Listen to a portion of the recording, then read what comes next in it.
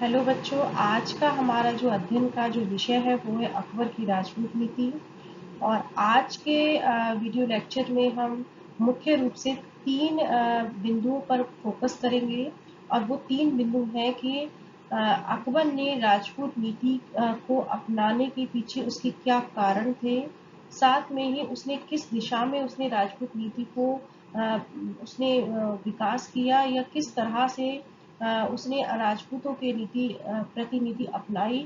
साथ में ही राजपूतों की नीति के क्या परिणाम सामने आए। तो इन तीन बिंदुओं पर मुख्य रूप से आज का जो लेक्चर है वो फोकस्ड रहेगा। अब हम सबसे पहले बात करते हैं कि ऐसे कौन से वो कारण रहे जिसके कारण अकबर राजपूतों के प्रति वैवाहिक संबंध स्थापित करने की तरफ अग्रसर हुआ या उनके साथ अच्छे मित्रतापूर्ण संबंध स्थापित करने की तरफ अग्रसर हुआ।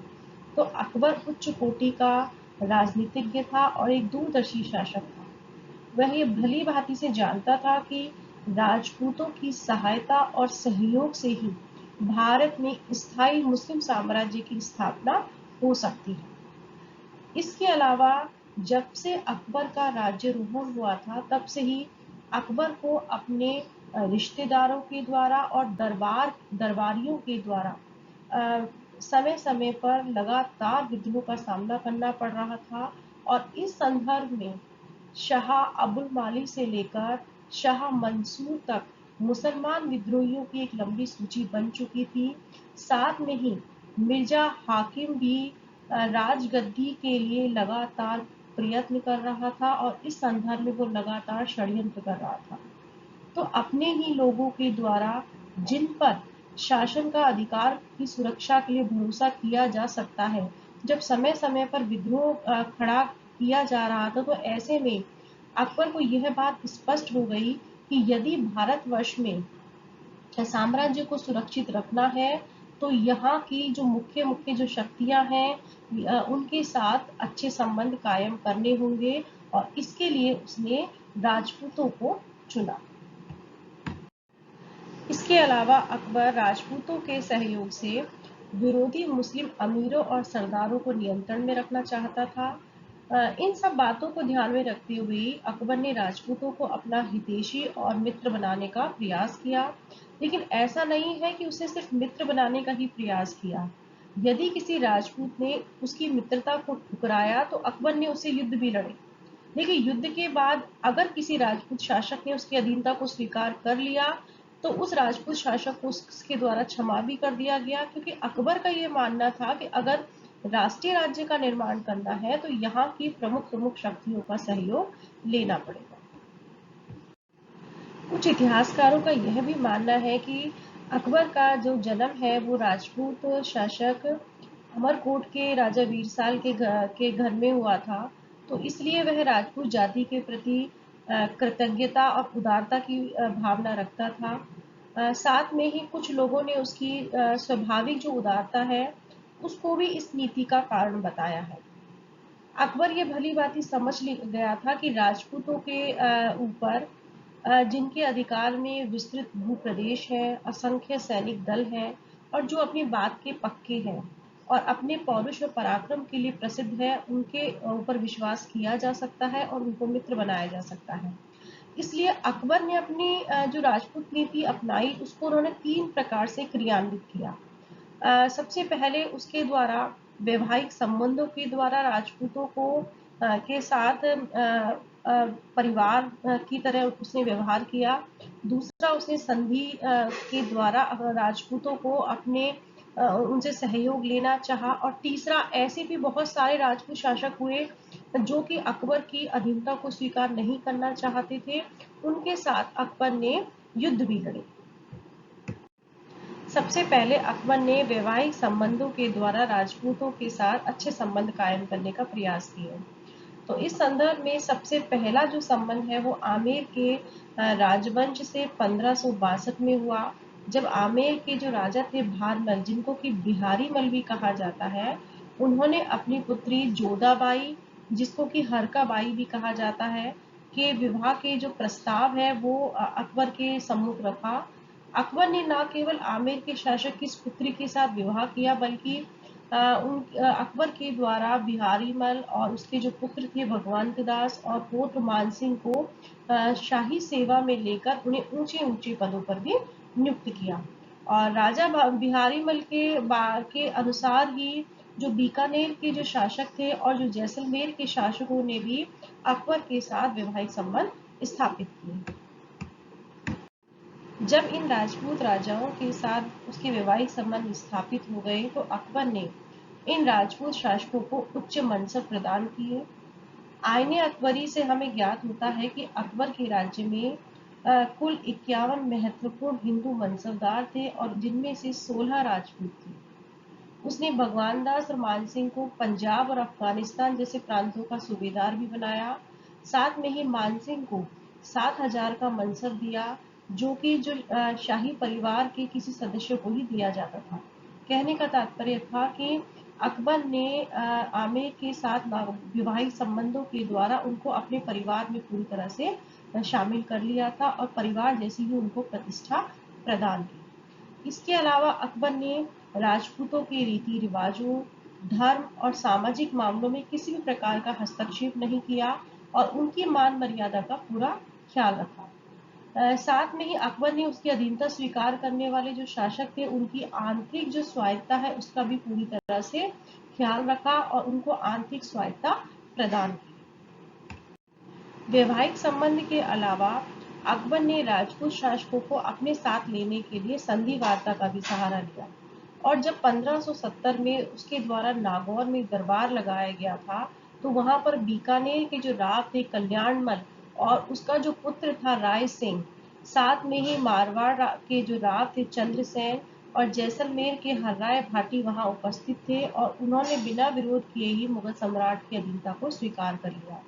यद्यपि ऐसा कहा जाता है कि बाद में मारवाड़ के जो राव थे चंद्रसेन वो वहां से चले गए थे, लेकिन बाकियों ने मुगल सेवा को स्वीकार कर लिया और ऐसा कहा जाता है कि जो बीकानेर के जो राय सिंह है उनका उपयोग तो बाद में कई युद्धों में भी किया गया। अब बात करते हैं उन राजवंशों की जिन्होंने ना तो वैवाहिक संबंधों के द्वारा ना ही संधि वार्ता के द्वारा अकबर की अधीनता को स्वीकार किया। तो ऐसे राजपूत राजाओं के विरुद्ध अकबर ने सैनिक कार्रवाई की। तो उसने 1562 में मेड़ता पर आक्रमण कर उसका अधिकार कर लिया और जो वहां का जो शासक था जयमल उसको चित्तौड़ में जाकर शरण लेनी पड़ी। इसी प्रकार से 1567 में उसके द्वारा चित्तौड़ पर आक्रमण किया गया और जिसमें जयमल को है वो किले की रक्षा करते हुए मारा गया और इस तरह से चित्तौड़ पर मुगलों का अधिकार हो गया था। इस प्रकार की सैनिक कार्रवाई बाद में 1569 में रणथंभौर पे भी की गई, जिसमें सुरजन राव हाड़ा ने अकबर की अधीनता को स्वीकार कर लिया और किला है वो उसको सुपुर्द कर दिया गया। लेकिन मेवाड़ के महाराणा प्रताप और मारवाड़ के चंद्रसेन राजपूतों में ऐसे शासक हुए जिनके खिलाफ अकबर को अनेक बार सैनिक कार्रवाई करनी पड़ी, लेकिन उसके बावजूद भी अकबर की अधीनता को इन शासकों के द्वारा स्वीकार नहीं किया गया। इन सैनिक कार्रवाइयों के कारण महाराणा प्रताप और राव चंद्रसेन को दोनों को ही अनेक प्रकार के कष्ट सहन करने पड़े। महाराणा प्रताप को डूंगरपुर, बांसवाड़ा, प्रतापगढ़ जैसे जंगलों में इधर उधर भटकना पड़ा, लेकिन फिर भी उसने आजीवन मुगलों के साथ संघर्ष किया, लेकिन मुगलों की अधीनता को स्वीकार नहीं किया। बच्चों, अब हम बात करते हैं कि अकबर की इस राजपूत नीति के क्या परिणाम सामने आए। तो इसका जो सबसे मुख्य जो परिणाम सामने आया वो यह था कि राजपूत थे अब वो मुगल साम्राज्य के हितैषी और शुभचिंतक बन गए और राजपूतों के सहयोग से न केवल मुगल साम्राज्य का विस्तार हुआ बल्कि मुगल साम्राज्य में जो चारों तरफ असंतोष और अव्यवस्था फैली हुई थी, अब चारों तरफ शांति और व्यवस्था कायम हो गई। इसके अलावा अकबर की राजपूत नीति के परिणाम स्वरूप भारत में एक नए युग का उदय हुआ। अब हिंदुओं ने मुगलों को विदेशी समझना छोड़ दिया और जो राजपूत थे अब वो मुगलों के या अकबर के भक्त बन गए। यद्यपि अकबर ने राजपूत राजकुमारियों के साथ विवाह किया, लेकिन उनकी धार्मिक स्वतंत्रता का किसी भी प्रकार से हनन करने का प्रयास नहीं किया और अकबर ने विवाह करने के बाद भी राजपूत राजकुमारियों को धार्मिक स्वतंत्रता प्रदान की। इस संदर्भ में अबुल फजल लिखते हैं कि राजपूत राजकुमारियों को देवी देवताओं की पूजा करने का और हवन करने का अधिकार था, जिससे कि जो अकबर के जो महल का जो वातावरण था वो पूरी तरह से धर्मनिरपेक्ष का परिचायक बना रहा। इस संदर्भ में जे एम सैलेट के अनुसार अकबर की राजपूत नीति ने मुगल सरकार को धर्मनिरपेक्ष राज्य बनाने में महत्वपूर्ण भूमिका निभाई। साथ में ही राजपूतों के लिए भी मुगल मैत्रीपूर्ण जो संबंध थे वो बहुत ही लाभदायक सिद्ध हुए और मुगल सम्राटों के संरक्षण में रहकर उन्होंने कुछ ऐसे महान कार्य किए जिसके कारण उन्हें भारी ख्याति प्राप्त हुई। अकबर की राजपूत नीति के कारण हिंदू मुस्लिम संस्कृति का भी विकास हुआ। स्थापत्य कला के क्षेत्र में चाहे से भवन निर्माण कला हो, चित्रकला हो, संगीत कला हो, साहित्य हो, ये सभी ऐसे क्षेत्र थे जहां इन दोनों ही संस्कृतियों के या जातियों के विचारों का सुंदर समन्वय स्थापित हुआ। अकबर के समय के जो भवनों पर राजपूत कला का जो प्रभाव है वो स्पष्ट रूप से दिखाई देता है। इसी प्रकार से जो मुगल कालीन जो स्थापत्य कला है और उसमें हम विशेष रूप से जहांगीर महल का उल्लेख करेंगे, जिस पर हिंदू कला का प्रभाव दृष्टिगोचर होता है। इसके अलावा अकबर की राजपूत नीति के कारण मुगल साम्राज्य ने चारों तरफ उन्नति की, उनके राज्य का विस्तार हुआ, साथ में ही सुदृढ़ शासन व्यवस्था स्थापित होने से देश समृद्धशाली हुआ और इसने राष्ट्र निर्माण के क्षेत्र में भी सहयोग प्रदान किया। तो एक तरह से अकबर ने राजपूतों के सहयोग से भारत में एक विशाल साम्राज्य की स्थापना की। अकबर की राजपूत नीति का एक विशेष जो सकारात्मक जो पक्ष रहा वो यह था कि उसने राजपूतों के साथ जिन राजपूत राजाओं ने उसके साथ वैवाहिक संबंध किया, उनको उसने अपने परिवार की तरह ही माना और उनको शाही जो परिवार में जिस तरह से उच्च उच्च पदों पर नियुक्त किया जाता है उसी तरह से उन राजवंशों के लोगों को उसने अपने साम्राज्य में उच्च उच्च पदों पर नियुक्त किया। तो यह साथ में ही उसने बहुत सारे ऐसे राजपूत राजा थे जिनके सहयोग से उसने मुगल साम्राज्य का विस्तार किया।